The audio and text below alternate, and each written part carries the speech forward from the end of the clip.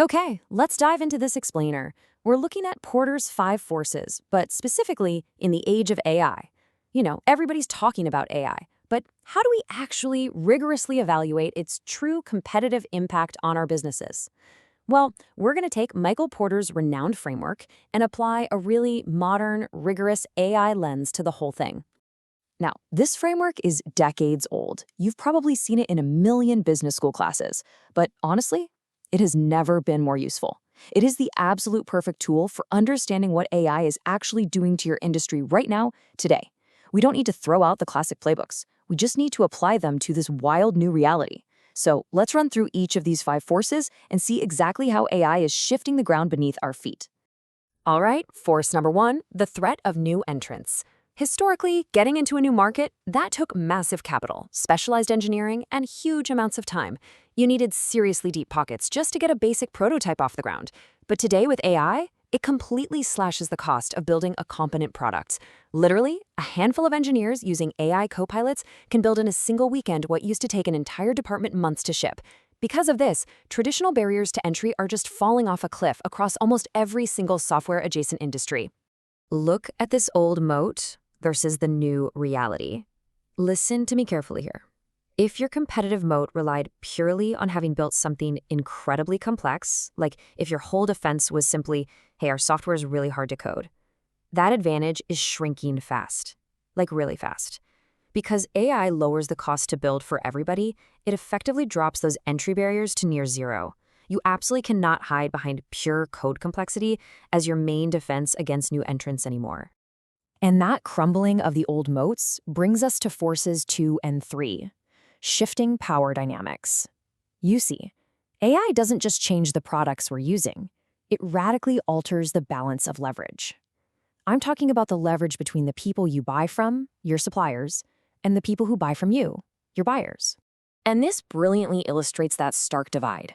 On the supplier side, if your suppliers are AI model providers, you've got to recognize their power is currently massive. Why? Because you're facing high switching costs and a very deep, very real dependency on their compute.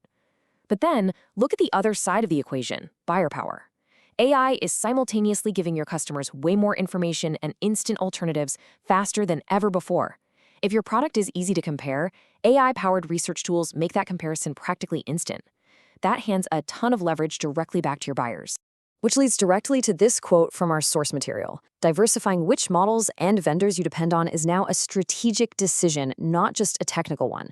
I really want to emphasize this. AI supplier dependency is an urgent, board-level strategic issue. You can't just toss this over to your engineering team to figure out in the background. No way. This is fundamentally tied to the survival and the leverage of your entire business. So the crucial point is this. Force 4, the threat of substitutes. I want to slow down here for a second because, make no mistake, this is the big one. Let's think about the actual definition of a substitute in this new era. AI doesn't just compete with your product feature by feature. It's not just another player on the board. AI agents can substitute for entire categories. We're talking about the very real threat of a total category wipeout. This is super threatening to simple SaaS tools. Actually, scratch that. If your app is basically just a fancy database wrapper, you should be sweating right now. AI isn't just a slightly faster competitor, it's an entirely new way of solving a problem that could bypass your whole category entirely. I want you to ask yourself honestly right now, if your core product's value is simply retrieving or organizing information, could an AI agent replace your product within 2 years? Really think about it. If you're just a tool that pulls, sorts, and displays data, you have to force yourself to assess if you're facing immediate obsolescence. The clock is absolutely ticking on basic information retrieval. And that pressure leads us perfectly into our final force, force 5, competitive rivalry.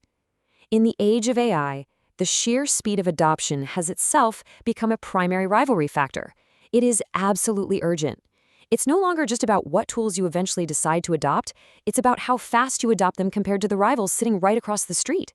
Just take a look at this timeline to see exactly how this compounding works in the AI era. Imagine 2 similar competitors. Right now, one of them adopts AI into their core operations. Just a single year later, that one decision gives them a distinct cost and speed advantage. But look out to the future. That advantage doesn't just stay static, right? It compounds over time. It's like a snowball rolling down a hill. Adopting AI into your core operations just 1 year earlier than a similar rival creates this compounding gap that, honestly, they might never be able to close. So, what are we supposed to do with all of this? Well, here's your call to action, the AI strategy audit. We're pivoting right now from theory to immediate real-world application. I strongly urge you to take charge and run your own 5 forces audit specifically tailored for AI right inside your own organization. You have the tools to navigate this. Sit down with your team and guide them through these essential audit questions. Number 1, where are entry barriers falling for you? Like, actually take a moment to really think about that. Number 2, where are your suppliers gaining unprecedented power over your operations? And number 3, where could a substitute wipe out your category entirely? I promise you, answering these specific, targeted questions will clarify your AI priorities far better than any generic 100-page strategy deck ever could. As we wrap up this explainer, I want to leave you with this final provocative thought. We are all standing at a crossroads right now. Real AI moats versus total commoditization. You've got to ask yourself, based on everything we've explored today, is your business actually building a true defensible moat, or are you facing inevitable market commoditization? That is the exact question we're going to be tackling next time, as we look deeply at where AI creates lasting value versus where it just commoditizes the whole shebang. Until then, run that audit, ask those hard questions, and hey, thanks so much for joining me.